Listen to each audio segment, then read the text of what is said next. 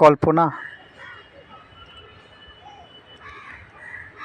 অনেক দিন পর আমার ইচ্ছে হলো তোমার কাছে জানতে তুমি কেমন আছো। তুমি কি আগের মতোই ভালো আছো?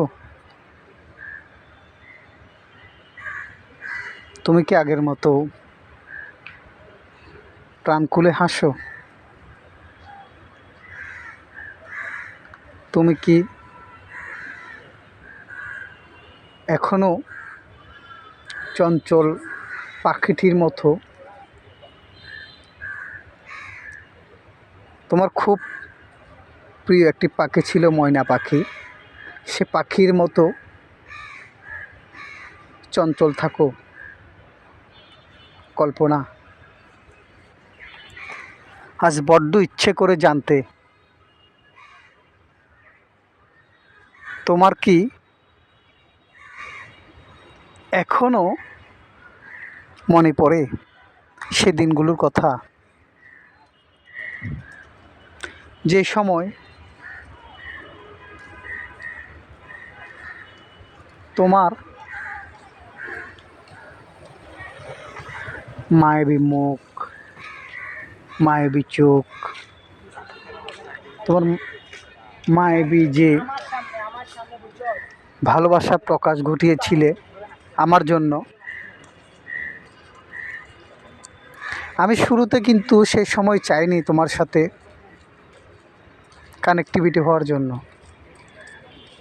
তবে হ্যাঁ, এটা সত্য, তোমাকে কিন্তু আমি প্রথম দেখাতেই আমার আমাকে তোমার নিকটে সমর্পণ করেছিলাম, সমর্থিত করেছিলাম, কিন্তু আমি তোমাকে সেটি প্রকাশ করিনি। আমার একটি ভয় হয়েছিল আমার অনুপস্থিতিতে, তোমার অনুপস্থিতিতে আমার অন্তরে তোমার প্রতি ভালোবাসাটা সুপ্ত থাকুক, এই ভেবে হয়তো আমি শান্তি পাবো, হয়তো আমি কাউকে ভালোবেসেছিলাম।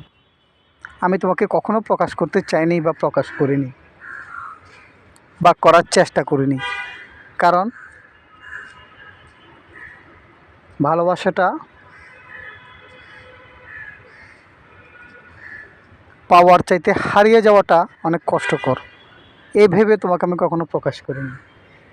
কিন্তু নিত্যদিন তোমার সাথে আমার কোনো না কোনো কারণে অপ্রত্যাশিতভাবে তোমার সাথে আমার দেখা হয়ে যেত, অপ্রত্যাশিতভাবে তোমার সাথে আমার আই কন্ট্যাক্ট হতো, তোমার সাথে আমার স্নায়ু যোগাযোগ হতো। হয়তো আমি কিছু বলতে চাইতাম, তুমি সেটা হয়তো উপলব্ধি করতে করতে পারতে বা করতে পারতে না, বা তোমার অনেক অনুভূতি আমি বুঝেও না বুঝার করে থাকতাম। এভাবে বেশ চলতে থাকতে মাসের পর মাস, এক সময় এই স্নায়ু যোগাযোগগুলো বছরে পেরিয়ে যায়। হঠাৎ আমার কোনো এক কাজে আমাকে ছুটে যেতে হয় অনেক দূরে, মাঝখানে পেরিয়ে যায় বছর 2 বছর। তোমার সাথে আমার যোগাযোগ হওয়ার বা যোগাযোগ গভীরতা হওয়ার এরকম আশঙ্কা আমি কখনো ভাবিনি, কিন্তু তুমি আমার হৃদয়ে ছিলে, আমার কল্পনায় ছিলে, আমার মানসিকতায় ছিলে, আমার মননে ছিলে, আমার প্রার্থনাতে ছিলে। 2 বছর পর যখন আমি আমার কাজ ফিরে আমি আমার নিরে ফিরে আসি, যখন আমি সেই জায়গাটাতে গিয়ে বসি যে জায়গাটাতে তুমি প্রায় আসতে, তোমাকে দেখার উদ্দেশ্যে বা তোমাকে পাওয়ার উদ্দেশ্যে আমি কখনো ওই জায়গায় আসিনি। ওই জায়গাটাতে আমি আসতাম ইতিপূর্বে, অনেক আগে থেকে আসতাম, আমার শৈশবকালেও আসতাম। আমি যেখানে যাই এই জায়গায় আসতাম, এই জায়গায় আসলে আমার একটা ভালো লাগা কাজ করতো। বিশ্বাস করবে, তুমি আসার পর ওই জায়গার প্রতি আমার ভালোবাসা, আমার প্রেম সমর্পণ বহু মাত্রায় বেরিয়ে গিয়েছিল। ওইটার প্রতি আগে একসময় যে মায়াটা ছিল তার বহুগুণ সে মায়াটা বৃদ্ধি পেল। আমি 2 বছর পর যখন ওই সবুজাই সবুজায়িত বৃক্ষরাজি, শুনশান নীরবতা, পাখিদের কলকাকলি পরিবেশে আমি যখন ছুটে আসি, আমি কিন্তু তোমার উপস্থিতি এই সমগ্র প্রকৃতিতে আমি অনুভব করেছি।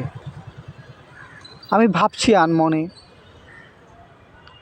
হয়তো তুমি কোনো কাজে বা তোমার কোনো লক্ষ্য পূরণে তুমি চলে গেছো, তোমার সাথে হয়তো আমার কখনো আর দেখা হবে না। আবার সেই প্রকৃতির কানেক্টিভিটি আমাদের সাথে যোগাযোগ হয়ে গেল। তুমি আমার সাথে এক নীল শাড়ি পরে আমার কাছে এসে দাঁড়ালে। প্রথমে কয়েক মিনিট আমাদের সাথে কোনো কথাবার্তা হয়নি। তুমি আমার দিকে তাকিয়েছিলে, আমিও তাকিয়েছিলাম। এভাবে কয়েকটা মুহূর্ত কাটার পর আমি তোমাকে প্রথম বলি, কেমন আছো?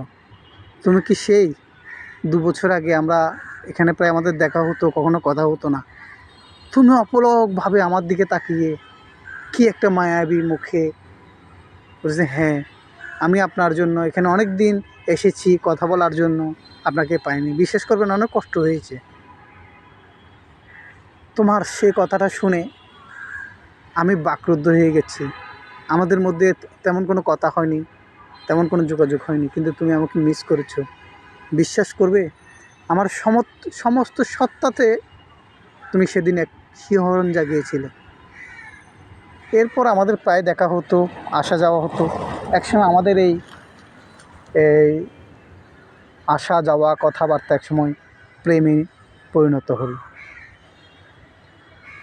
এইভাবে চলতে লাগলো দিনের পর দিন, মাসের পর মাস কেটে গেল। আমিও কখনো তোমার পারিবারিক ডিটেল জানার চেষ্টা করিনি বা তুমি আমার জানার চেষ্টা করোনি। আমাদের প্রেমটা ছিল পুরোপুরি সমর্থিত। তুমি সমস্ত মন প্রাণ দিয়ে আমাকে সমর্থিত করেছিলে, আমিও আমার মন প্রাণ দিয়ে তোমাকে সমর্থিত করেছিলাম। এর বাইরে আমাদের কোনো চাওয়া ছিল না, পাওয়া ছিল না। আমি তোমার জন্য সেই বৃক্ষের নিচে আমি অপেক্ষা করতাম। যখনই তোমার কথা অনুভব করতাম, তুমি অপলক দৃষ্টিতে আমার সামনে এসে উপস্থিত হতে। এক সকালবেলা সবেমাত্র তখন ভোরের পাখিরা জেগে উঠেছে। আমি সে ভোর 4টায় কি 5টায় আমি ওই জায়গায় গিয়ে বসি। তোমার কথা খুব মনে পড়েছিল, অথচ কয়েক প্রহর আগেও তোমার সাথে দেখা হয়েছিল। কিন্তু এই যে দেখাটা, এই যে দূরত্বটা, মনে হয়েছিল কত সহস্র বছর আমাদের সাথে দেখা হয়নি।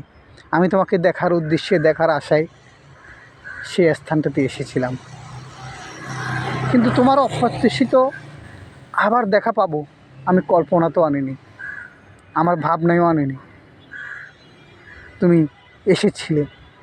সেদিন আমাদের মধ্যে যে অপূর্ব এক মিলন ঘটেছিল, মনে হচ্ছিল সমগ্র প্রকৃতিতে সেদিন প্রাণ পেয়েছিল আমাদের মিলনে, আমাদের সমর্পণে, আমাদের ভালোবাসায়, আমার নিবেদনে। হঠাৎ করে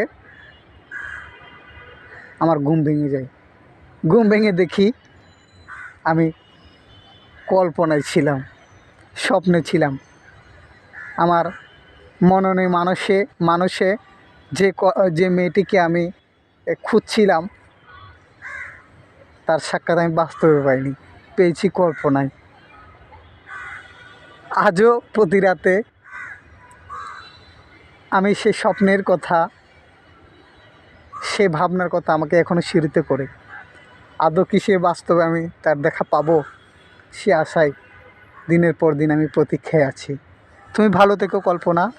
তোমার জন্য আমার একরাশ ভালোবাসা, একরাশ শুভেচ্ছা থাকলো।